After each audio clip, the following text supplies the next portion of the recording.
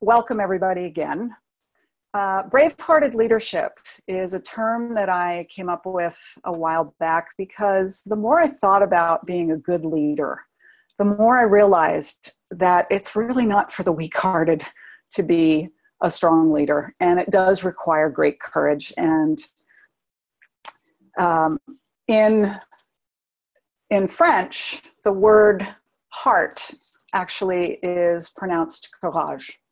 So that it's an old definition of the word, and it does require quite a bit to be able to take what your passion is, what your mission is, what your purpose is, and have it be so big that it actually can spill over onto your team so that it becomes their passion too. So we're going to talk about a number of things today, but some of the bottom lines I want to cover are the realities that so often people focus on making their clients happy, and the staff gets lost in that, your team gets lost in that. And the reality is that the more the team is happy, the happier your clients are going to be, because your team will then provide better service.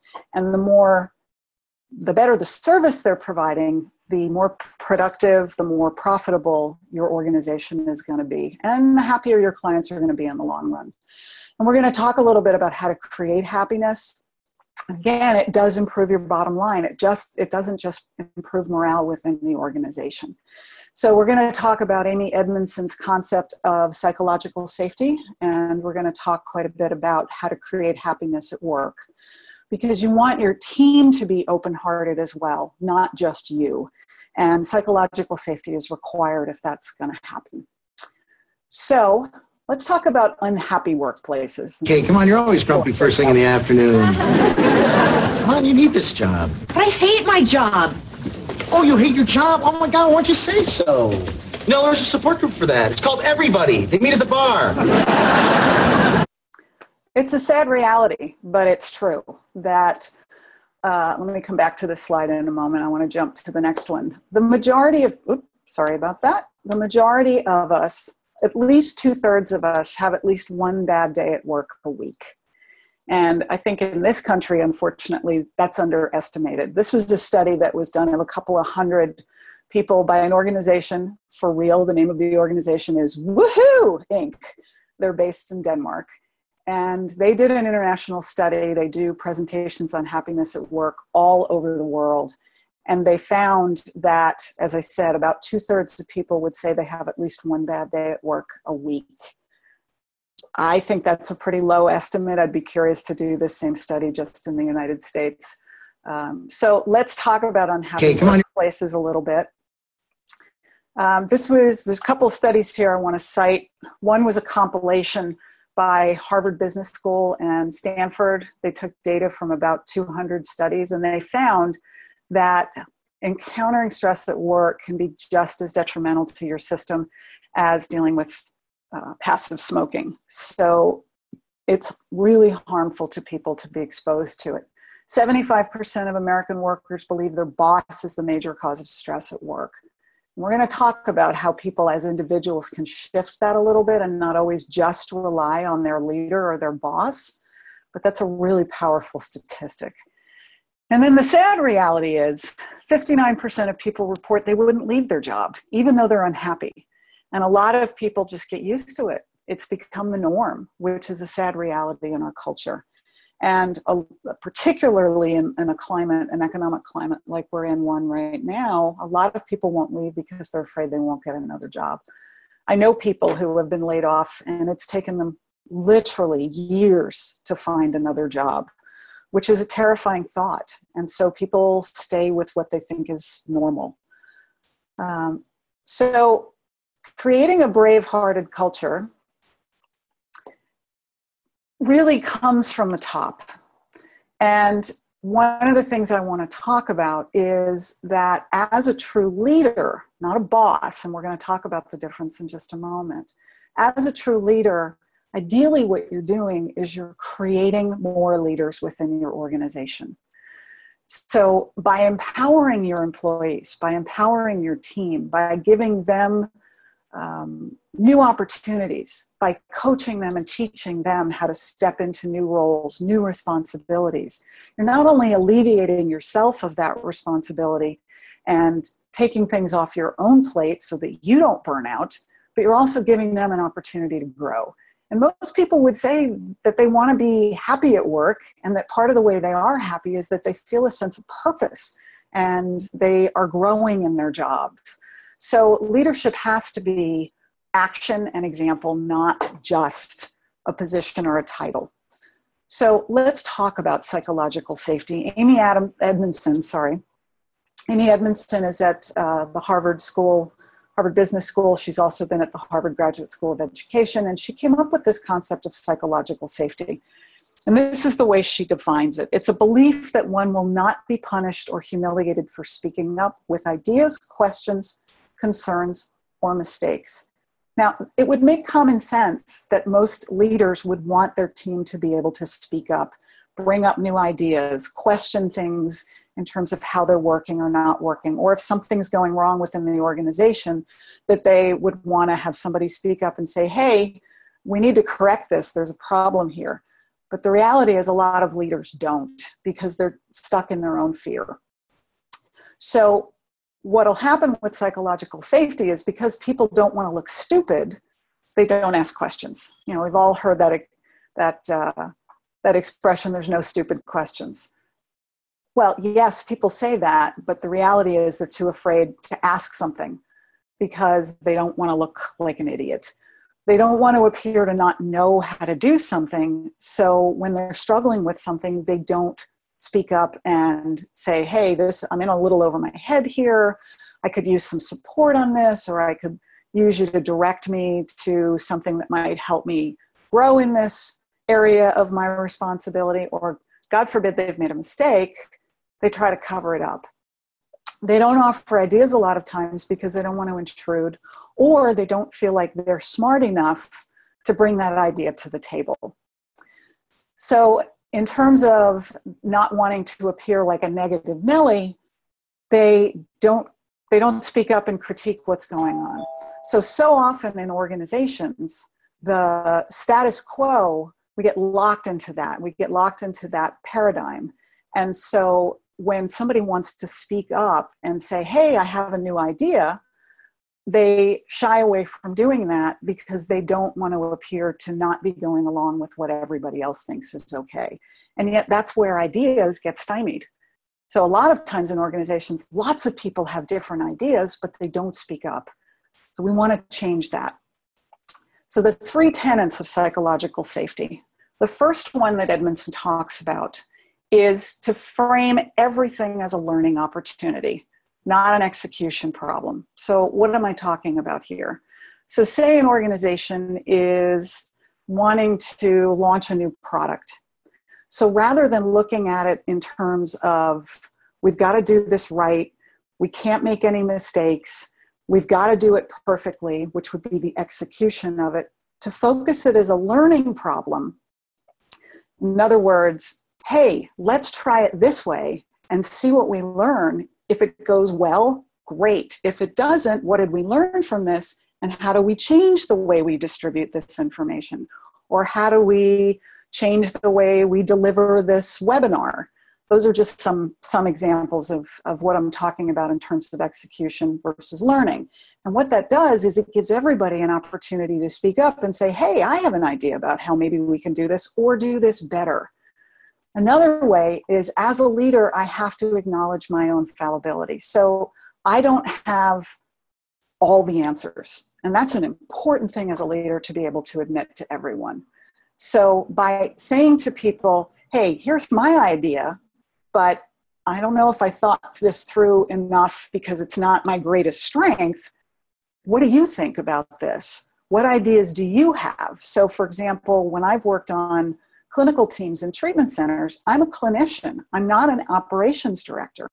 So a lot of times I'll have an idea like, hey, maybe we should take the clients to this place for an outing because it could be therapeutically beneficial. But the operations people, if I give them permission to do that, can speak up and say, all right, we need to talk about this logistically. Here's what we need in place to be able to do this effectively, keep the client safe, and make sure that this is a positive experience for everyone. So by acknowledging that I don't have all the answers, it gives other people permission to speak up and offer their suggestions. And along those lines, I need to model curiosity. So by asking questions, open-ended questions, as opposed to having a specific answer that I'm looking for, it gives people, again, that opening to speak up. It creates that necessity for them to speak up. So, for example, when I do a lot of training in psychodrama, when we talk about how to direct a particular piece of work, I might have one opinion about something that I might try, but then I'll open it up to the group and say, who else has some ideas?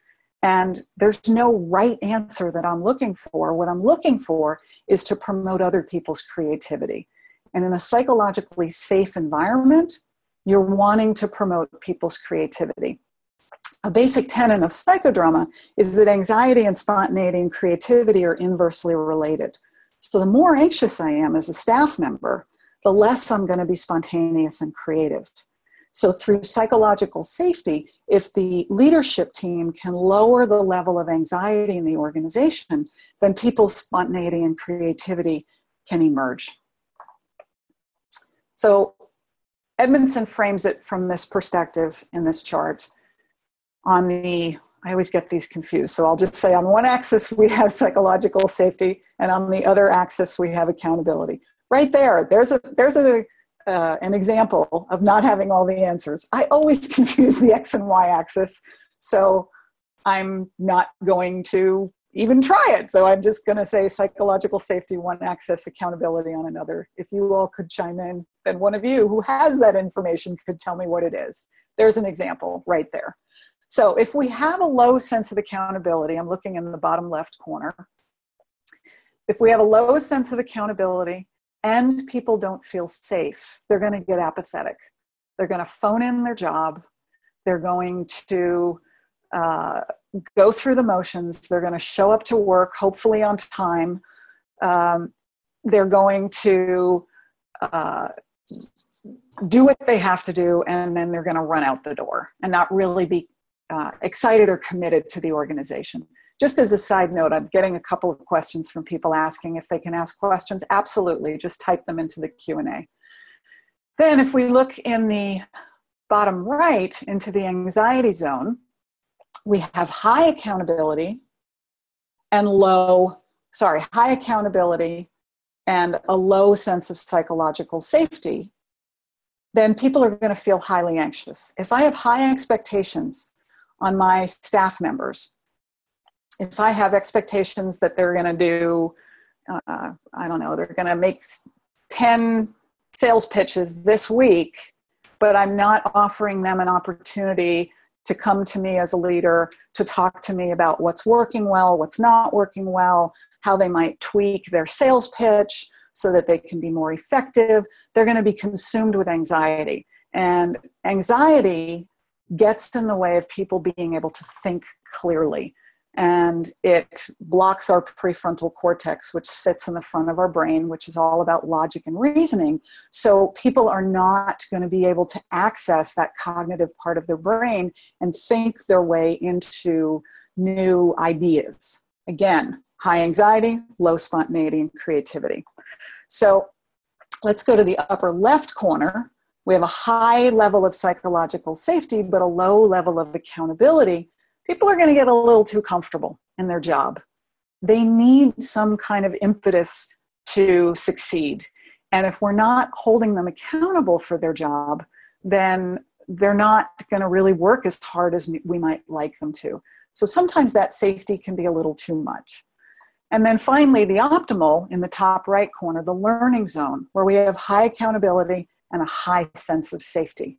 So if people are being encouraged to learn as they're trying to execute new things in their job, again, high focus on learning, less focus on the execution, understanding that there's going to be a process of learning as any new product is developed, as any new skill is stepped into by any staff member.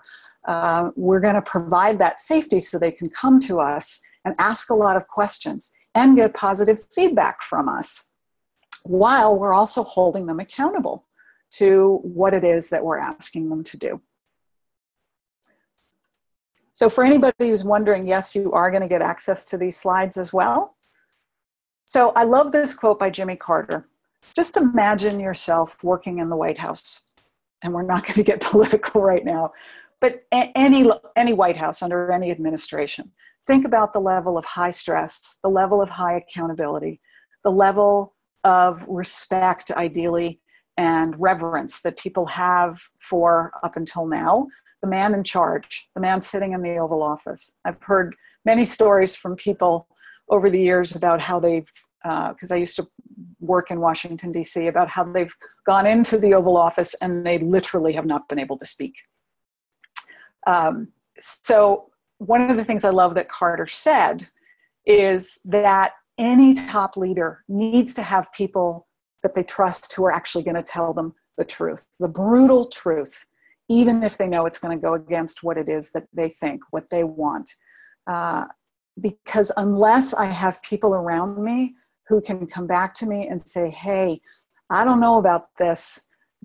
I think there's going to be a problem here. Or to come back to me to say, hey, that's a great idea. And I think the way to make it better, more effective, more profitable, whatever it is might be to tweak it this way. Unless I have those people who I've provided enough psychological safety to that they can come to me and question me as a leader, then I've got a lot of yes men and yes women around me.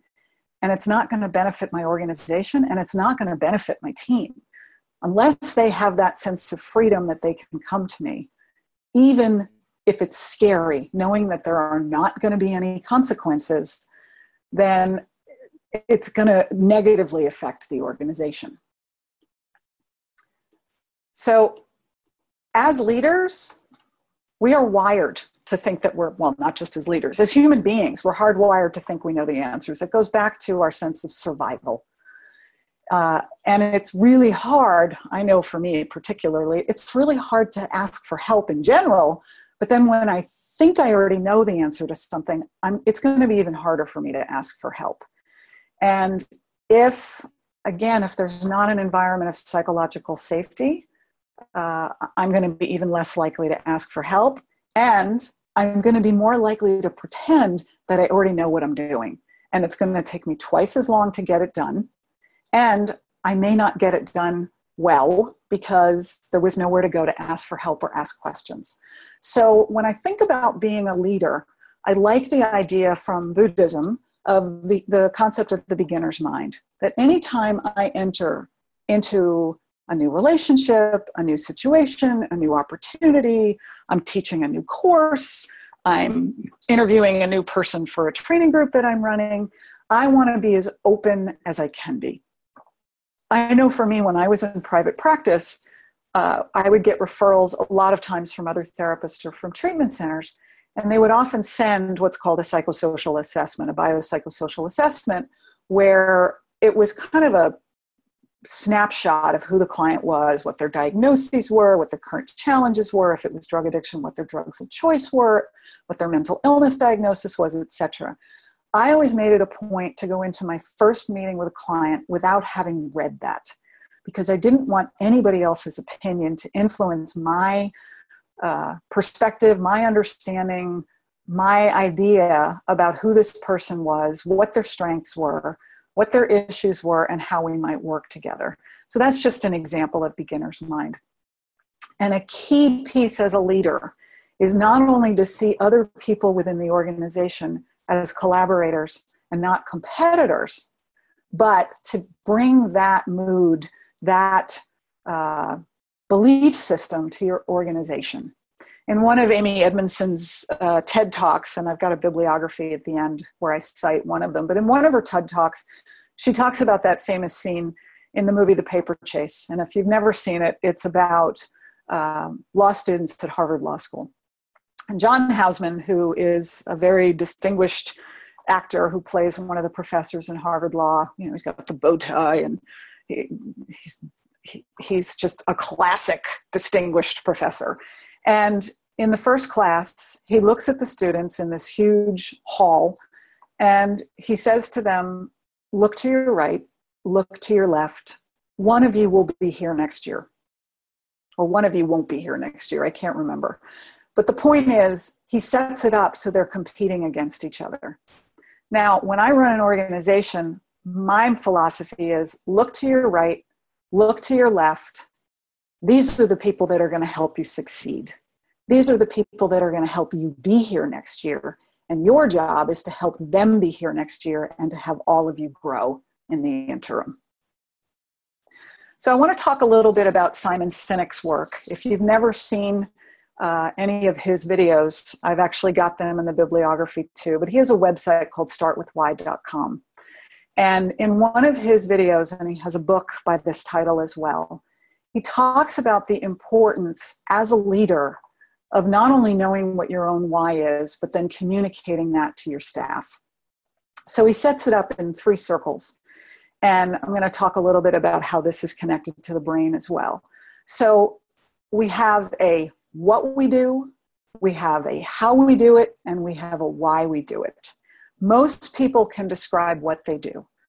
Oh, I teach psychodrama. That's what I do. Well, how do I do it? I form training groups that meet periodically, and I bring in teaching modules every time we meet.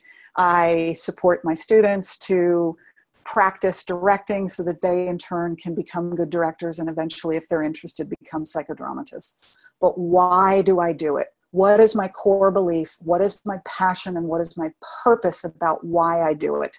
There's a number of reasons why I do it. One is I believe in effecting change using action, not just talking, because as a trauma resolution specialist, trauma happened in the body, in action, in the soma, in the body, and I believe the healing needs to be in the body and in community. The other why about how I do it is that I believe in empowering people so that they can go out and help others, so that they can go out and support others. Another of my whys is that I help people find their why. That's a big piece that I'm committed to. So that, as Sinek talks about, that connects,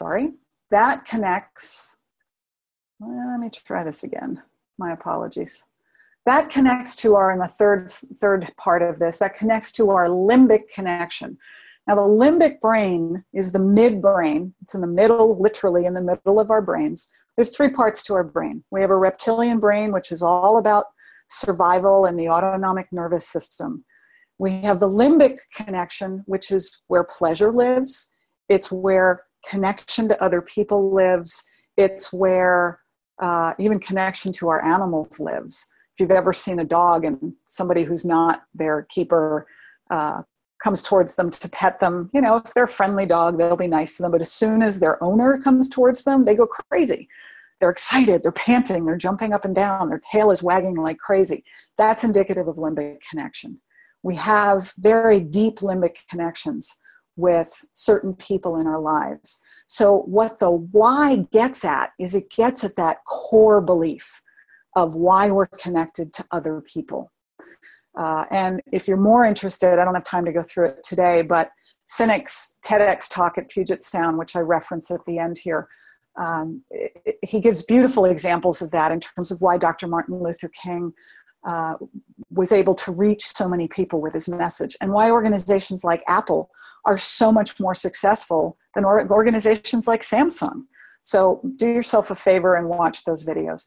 But it's really important to understand why you do what you do, because if you don't know why, then how is your team supposed to know why they're doing what they're doing? How are you supposed to know when you hire people if they're on board with your message, if they're on board with what motivated you to create the organization or to head up the organization that you're heading up? Does your team even know what your why is? If you don't know what it is, how are you going to be able to communicate that to your team? So I'm a big fan when you onboard somebody in an organization, that's a key piece before you even hire them.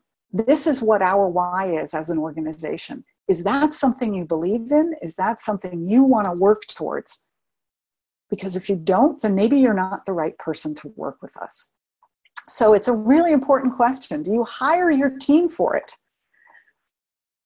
So let's talk about, or let me show you this video. This is a doctor. He's a pediatrician. And his job, what he loves to do, is to treat children. Now, periodically, pediatricians have to hurt children. They have to give them shots. So I want you to watch what he does. This is a man who clearly loves his work. Yeah. Let's do mine. 1, 2, ready. Let's do mama's. 1, 2, ready. Good. Daddy's got your arms. Whoa, we don't like this. What's that? A 1, a 2, a ready. Good. Yes. All right. Is it a 1, a 2, a ready? Good. Yes. Okay. Bend it. It's a bend it. We need tissues. All right. Let's get your Band-Aid. So you can see how much he loves his work, even when he has to cause harm to this child. So that kind of weaves us into the whole concept of creating a culture. So the culture is, and I'm going to show you a slide in a moment, Sinek talks about this as well, but the culture is really not just about your views, your values, your belief systems, but it's about the action that you are using within your organization. So you have to be consistent with people. You have to. So if you have a weekly staff meeting that's supposed to start at 11 o'clock, you don't at 10:30 change it, or the next week make it 11:30. You don't show up late for it. You have a consistent message, you have consistent behavior within the organization. You have to communicate with people. You have to communicate with your staff. The less they know, the more they're going to make up stories in their head about what's actually going on. If we go back to that slide that most people are afraid that they're going to not be able to find a job and so they stay, think about what happens in an organization when there's downsizing happening. People are going to be in constant anxiety, high anxiety about, am I next? Am I going to lose my job? So the more transparency you can have, the more you're telling the truth. I understand you can't tell the truth to all the people in an organization all the time, but the more that you give them information, the more that you're honest with them, the calmer they'll be and the more motivated they'll be to build your organization, especially if you run into a challenge. If, say, you launch a product and it doesn't sell the way you anticipated that it was going to sell, rather than pretending everything's great, rather than not telling people the truth, rather than inspiring them and saying, okay, here's what we learned from this, and here's how we're going to do this differently moving forward, and we need everybody's input on how to make a better product. If you don't do that, people are going to be in high anxiety. Let me give you an example of the importance of communication and transparency. I am not a great fan of flying, and I am particularly not a great fan of it when we're in pretty bad turbulence. And I had a flight that I was on out of Phoenix a couple of years ago, and we were flying out through a pretty big rainstorm. And it was turbulence. It was bad. It was really bad, to the point where people who normally don't even talk to each other on an airplane were looking at each other and saying, what the heck is going on here? Are we okay? And because I'm not a good flyer, I particularly like on Southwest, you can do the flight tracker on your phone or on your device, and you can see what the altitude is, the speed, the time left in the flight, etc. So I happened to look at the altitude, and we were at 12,000 feet. And the pilot came on in a very calm voice, and I know they train for this. And he said, okay, folks, I admit it, this really sucks, but there is smooth air up there. I promise you it's up there, and I'm going to go find it. Hang in there with me for about the next 5 or 10 minutes, and it's going to be smooth all the way to California. And I immediately calmed down. Immediately. My nervous system just went, oh, okay, somebody's in charge. I know this isn't going to last forever. We're going to get through this. We're going to get through this together. He used the word hang in there with me, so I felt like I was connected to him in that moment. He was honest, and he told us what was going on. That can work with your team as well. You have to empower people. I talked about this a little bit a few minutes ago, and I will talk more about it. but rather than micromanaging, which really disempowers people, give them small, achievable tasks that they can take on so that they can grow. They can come back to you, they can ask questions, they can get feedback from you, positive feedback. We'll talk about that in a minute or so. They can get feedback from you, they can learn, and they can go out and take on more and more tasks. I don't know about you, but I don't want to go to work every day and do exactly the same thing and be bored. I want to be challenged. I want to be learning. I want to be doing new things. Then lastly, teamwork is really important, and we need to lead by example. So I want to, here's the Simon Sinek piece. So he talks about values and behavior. That's what creates a culture. So your values are the talk, your behavior is the walk. So if you're a leader, don't just talk the talk. Oh, we're an organization that believes in transparency and supporting our team and believes in growth, and then not manifest any of those, not behave that way in any way, because people aren't going to last long. They're just not going to want to stay because they'll know that you're BSing them. Okay, so here's an example of teamwork, and I want you to notice this guy down here in the left-hand corner with the hat and the maroon jersey. He is the foreman on this job. So these guys are obviously building a building, and together they're trying to get this beam down into the earth for the foundation. So watch what the foreman does.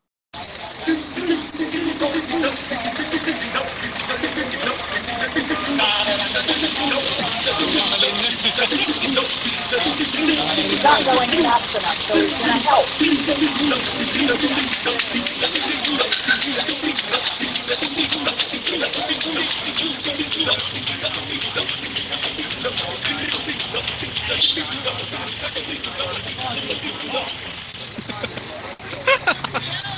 I stand corrected. It's actually the pole that they're trying to get down in there, not the beam. So here's the difference between a boss and a leader. He gets up on that beam, he's clapping away, he's joining in with them, he's helping to pound down that pole. That's the sign of a leader. That I'm not going to ask you to do anything that I'm not willing to do. And when you need my help, even if it means my help physically pulling something, I'm going to jump right in, roll up my sleeves, and join you. So I want to talk about this in terms of teamwork, helping people to know their strengths.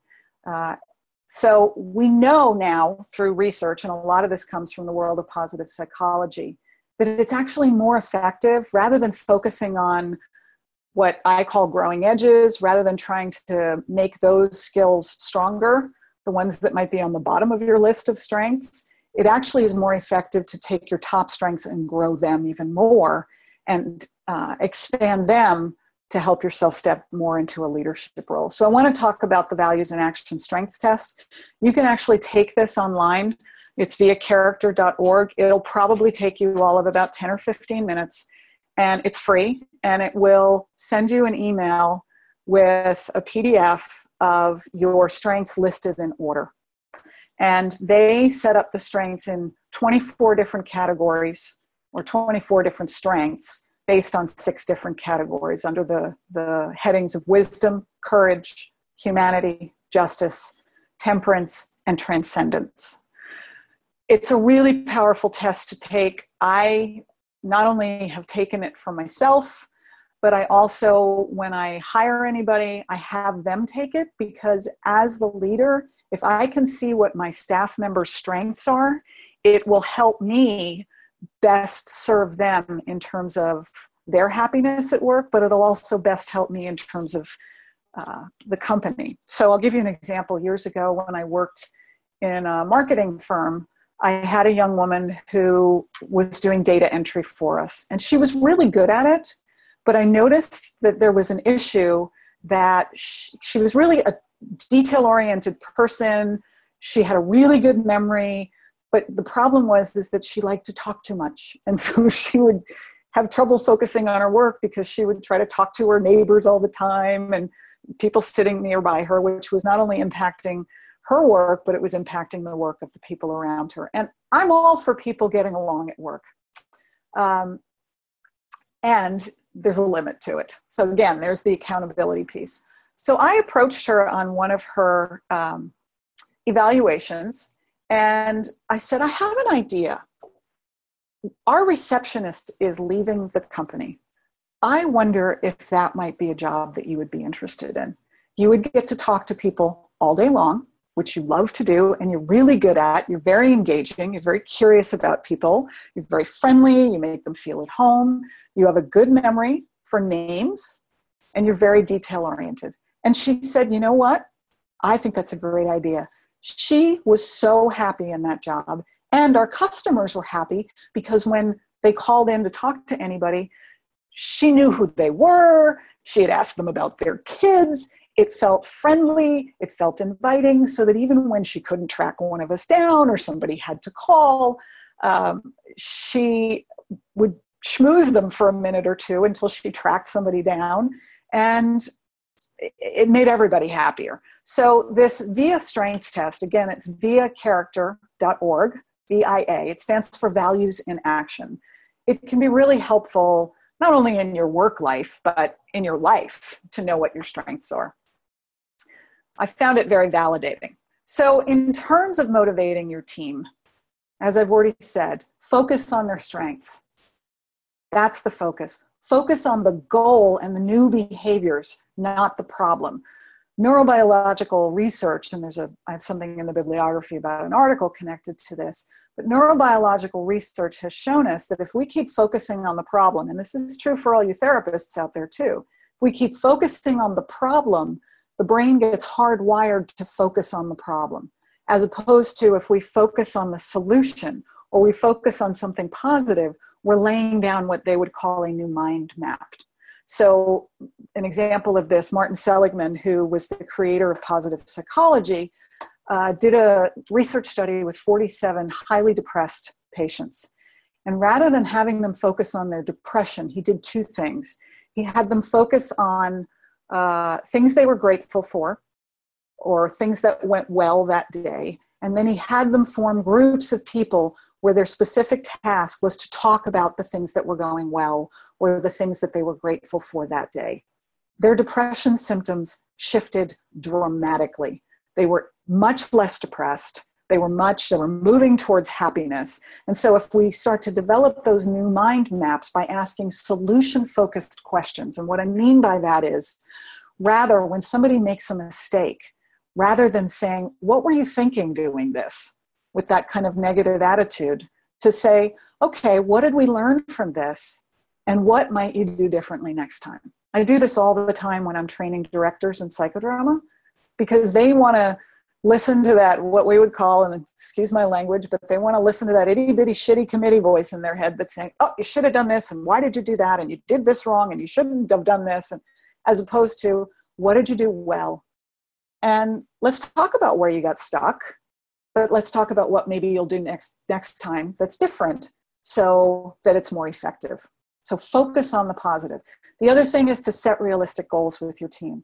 If you think about climbing Mount Everest, you can't climb Mount Everest all in one day.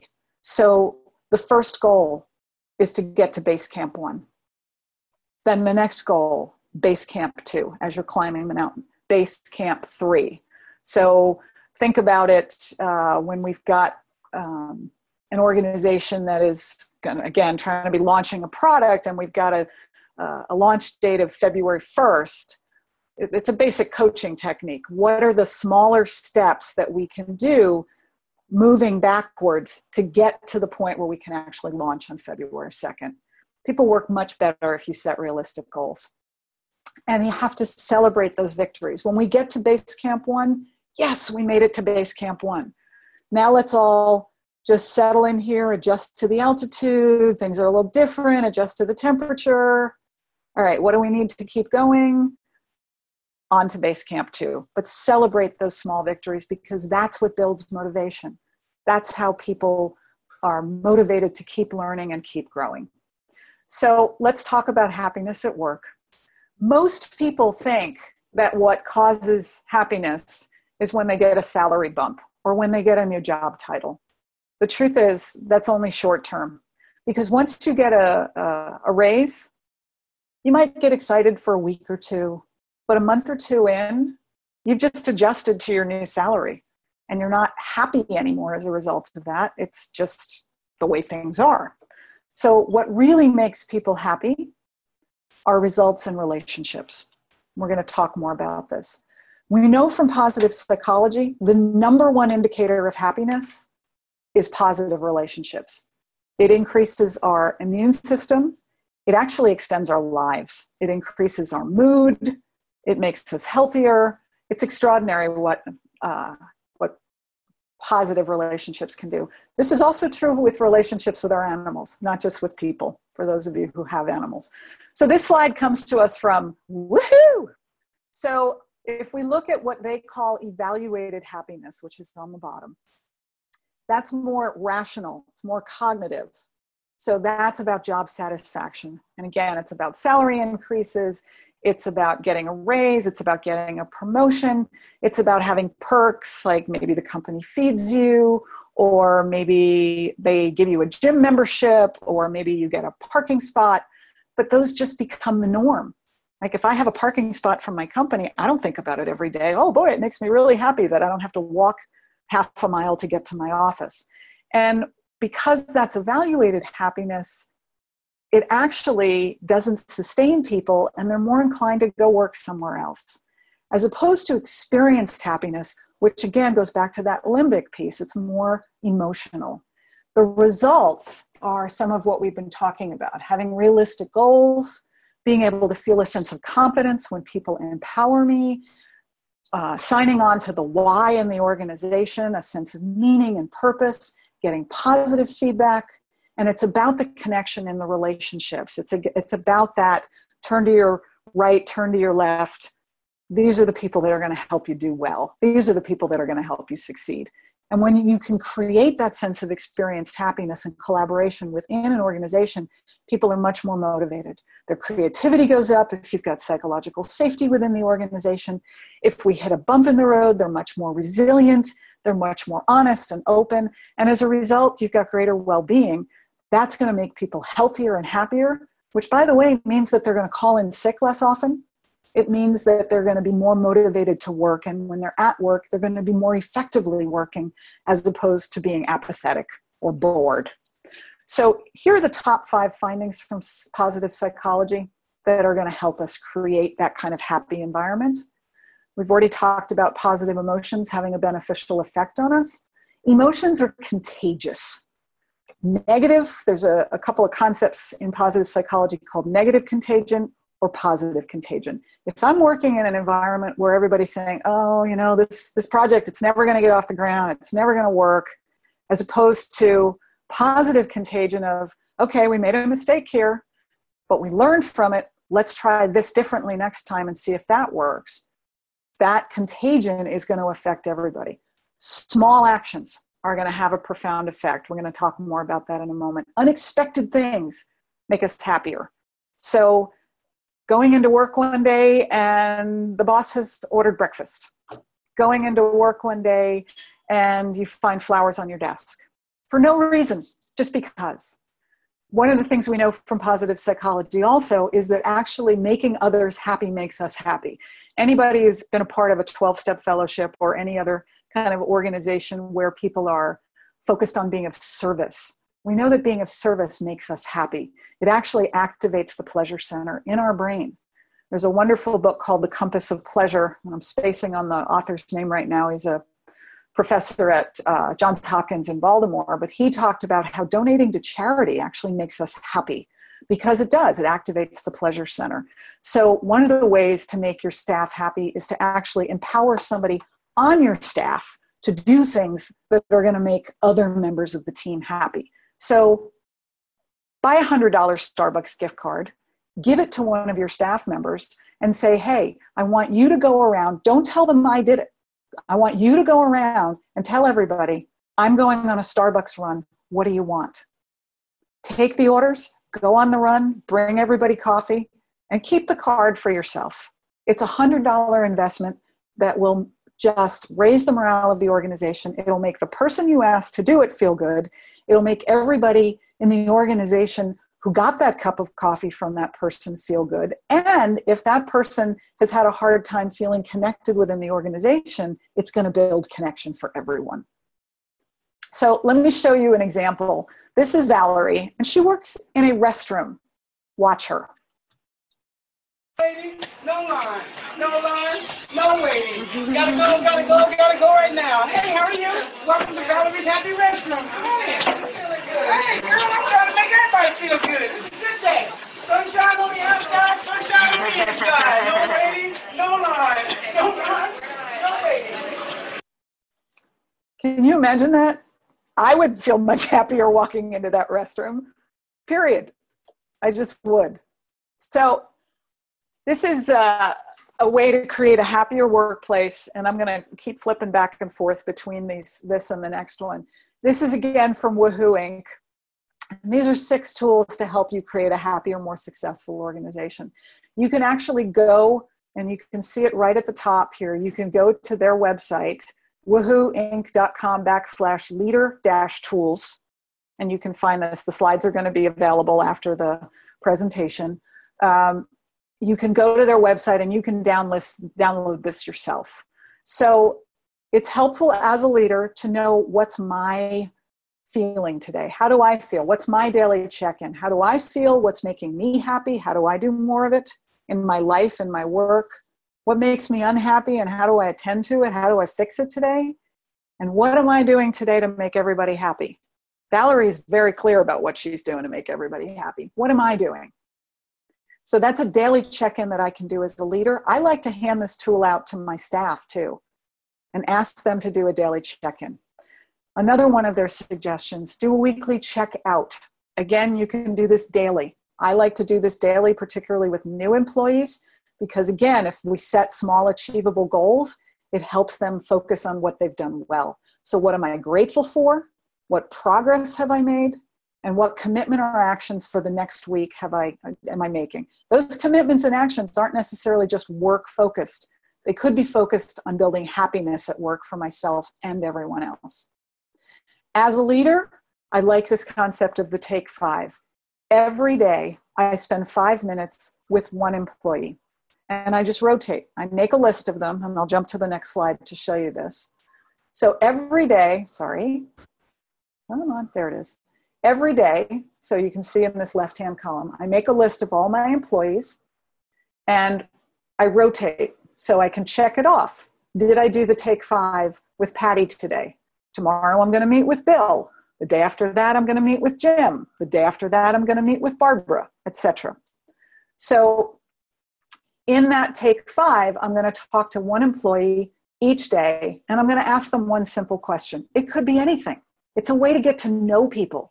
The question I might ask them is, if you had a weekend off, what would you do with it? Or where's your favorite place in the world to vacation? It doesn't have to be about work. It's a way that you're going to know them better, you're going to know their strengths, you're going to help them flourish, and they're going to feel seen. And when you're through with your list, you're not done, just start all over again. So let's go to the praise and positive feedback.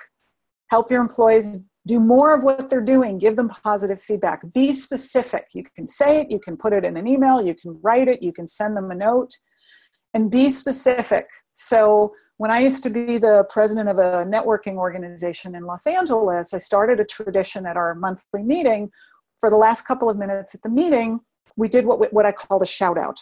So anyone in the group could stand up and say, for example, I want to give a shout out to Melissa because I had a client, a therapy client that was not appropriate for my practice, and I called her and she gave me a great suggestion about somebody else who would be perfect for this client. I referred her. The client is happy as can be, right? Specific, naming the person by name and naming why was it helpful. It was so helpful for me because it saved me so much time. And that way I wasn't anxious about making sure that the client got proper care. So again, check that off on your praise list there in the left-hand column. So random acts of workplace kindness. Choose a day every week where you do 5 things. Hey, I'm heading to the kitchen. Do you want me to take your coffee cup with me and throw it in the dishwasher? Hey, I'm running out or I'm going to the, whatever. I'm going to Starbucks. You want me to get you a cup of something? Or you notice, you walk into work early one morning and you notice the flowers on somebody's desk, the water needs to be changed. Go change it. Don't tell them you did it. You can do it anonymously. You don't need the pat on the back. You don't need the feedback. It's going to lift their mood. And if they're happier, the positive contagion is going to spread. And then finally, share the good. This also raises everybody's mood, raises the happiness level at work. You can send it out as an email. You can share it at a team meeting. You can have a vision board in your organization. I worked with a bunch of nurses years ago, and they had a spot in the nurses' break room where they could post a story of a positive experience with a patient or a patient's family as a result of something that they or a member of their team did. And the more you share, the more the contagion, the positive contagion spreads. So this is just a great checklist to be able to use. And again, you can get this on the Woohoo Inc. Website. So unfortunately, in most organizations, we end up having to do this ourselves. What I'm encouraging you to do is to do it for each other. So random acts of workplace kindness, we've already talked about this. The positive contagion can spread. We can strength spot each other, particularly if you do the VIA strengths test. Again, viacharacter.org. If I know that your strength is perseverance, if it's, say, one of your top 5 strengths, I can say, I appreciated your perseverance in getting that project done. I have a colleague who one of her top strengths is love of learning. And she is often a person I will go to when I'm looking for information or research on a particular topic. And she's so incredibly resourced in that respect that when I ask her, I'll get 5 emails over the course of a couple of hours with all these different citations and articles. And I will always email her back and say, I so appreciate your love of learning. I knew you would have the information. Thank you so much. Praise and compliment each other. We know from the research this actually has a more positive effect on people than giving them a raise. People, at our core, we want to be seen, heard, and understood. And if somebody says, I see you, I saw you do that, you did it well, I appreciate you, I'm grateful to you, it's going to raise their mood, and that's the relationship piece versus the raise. That relationship piece is going to make people so much happier in the long run. Oh, and then spend 5 minutes a day. So lastly, I want to show you this video. Initially in this video, you'll see the negative contagion on the part of some people who are witnessing what he's doing. But I want you to watch what happens in the long run.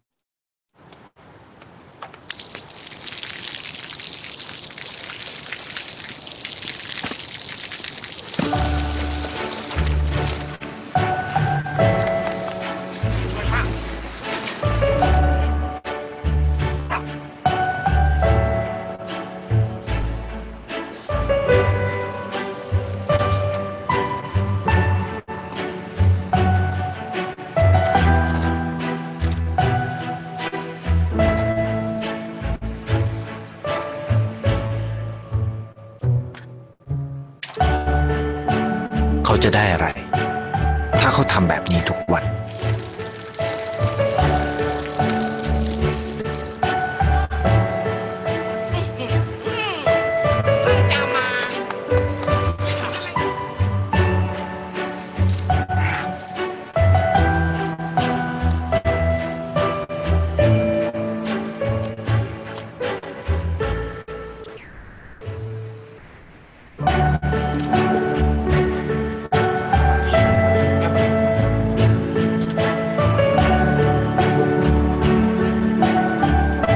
เขาจะไม่ได้อะไรเลยไม่ได้รวยขึ้นไม่ได้ออกทีวีไม่มีใครรู้จักไม่ได้มีชื่อเสียงที่มากขึ้น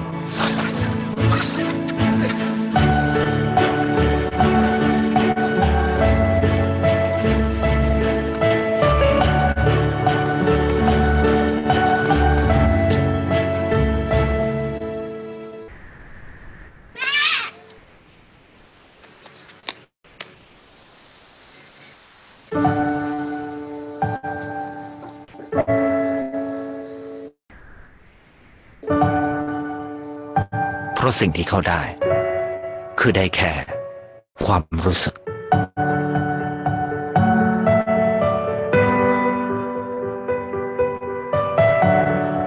ได้เห็นความสุข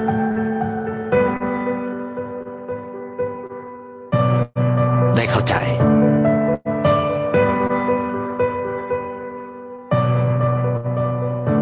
ได้ความรักได้ในสิ่งที่เงินซื้อไม่ได้ได้โลกที่สวยงามกว่าเดิม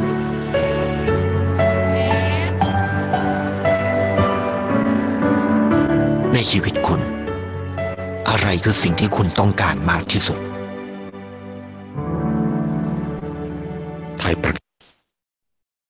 So all it takes is one person to make the change. I cry every time I watch that thing. All you need is one person in an organization to make that change. If you're not the leader in your organization, you can still make that change. Just start doing random acts of workplace kindness. Just be Valerie in the restroom, and it will make all the difference in the world. So I'm going to post this bibliography. There's probably others that I forgot. I have 3 TED Talks on here. One is Amy Edmondson's on building psychological safety in a workplace. And then on the bottom, you can see Simon Sinek's 2 TED Talks, Why Good Leaders Make You Feel Safe and How Great Leaders Inspire Action. Sinek also has a page on Facebook that you can follow him, and he's constantly putting out videos. He's got his most recent book, Leaders Eat Last, is a powerful, powerful book. I didn't use that as a reference in this, but I highly recommend it. And then the one on neuroscience by Rock and Schwartz. It's a really great article. You can find that online. And then the 2 books by the Chief Happiness Officer at Woohoo, Alex, I can never pronounce his last name. I need somebody who's Danish to pronounce it, but his 2 books, Happy Hours 9 to 5 and Leading with Happiness, they're both available on Amazon. So if anybody has any last minute questions they want to put in the Q&A, because we're just at 12 o'clock, I'll just wait one moment while we do that. And again, the slides will be available to you. We're going to be distributing it as a PDF, but I'm also going to be sending to C4 links to all the videos on YouTube that I used. So I don't see any questions coming up. Let me just see if there's any more. No, I'm not seeing any more questions. I'm really grateful to all of you for joining me. If you have any other questions about leadership, if you need any other suggestions for books to read, if you're interested in recommendations about leadership workshops, some of which I offer, my email is at the bottom, and you can visit my website as well. But don't be afraid to email me questions. I'm happy to answer them. Just note when you email me, just put in the subject area leadership webinar or something like that, just so I can make the connection that you were part of the webinar today. So thanks very much again to C4 for sponsoring me and for all that they do. If you've never been to one of their conferences, they're wonderful. And thank you all for joining us. Have a great day.